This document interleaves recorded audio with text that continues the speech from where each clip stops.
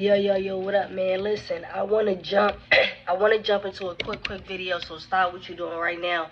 Check out this video because it is tax season and a lot of people are purchasing vehicles. So let's jump into a quick video on purchasing a car with financing versus purchasing cash, right?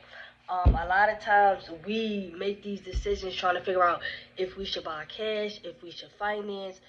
Now that I have the money to finance, now that my credit is better, should I finance? Should I purchase cash? Should I just not focus on getting a note and things of that nature? So I got a couple things for financing and a couple things for buying cash that I want you to consider. So let's talk about long term. Let's talk about financing first. Let's talk about the long term and actually getting into a car note, which can be between 3 to 5 years or longer. So you can have a 36-month note or you can have a 48-month note, and it can vary. So when you are considering financing, you want to consider long term and pretty much a bigger commitment, right?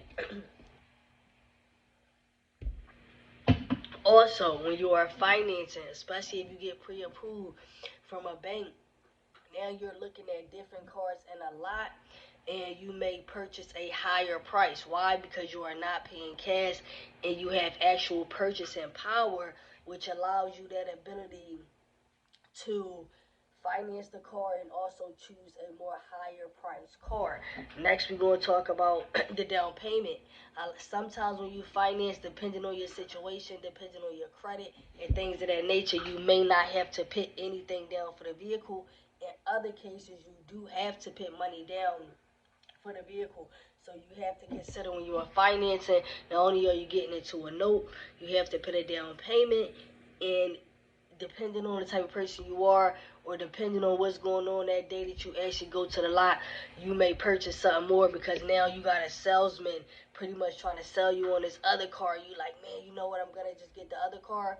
And also consider the factor of keeping up with the Joneses. Do not make your decision based off what type of other cars other people are driving. Make that decision based off of you only. And my phone is about to die, so let's get to cash. When you pay in cash, usually you have a lower price car. Let's say you get a used car for $4,000 versus getting a car note for $10,000.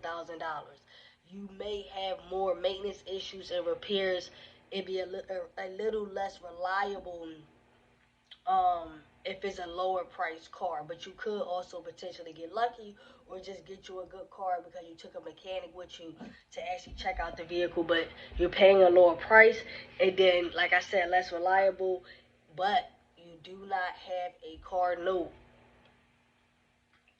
You do not have a car note. When you purchase cash, you do not have a car note. You do not have the commitment, and you're not pretty much tied into anything. And that brings me to my next factor, which is considering how much debt do you already have. You have to consider how much debt do you already have before you decide that you want to pile on more debt. And a lot of times that is how things get out of control, because you may already have student loan debt. You may already have mortgage debt. You may already have a personal loan. You may already have credit cards. You know what I mean? You may have different things that you're already paying for. So when you are making this decision based on if you want to purchase this vehicle or not, you want to consider also how much debt you already have into those factors with financing versus just paying straight up front, no down payment. You ain't got to worry about interest rates on a loan, the reliability, how much you can afford.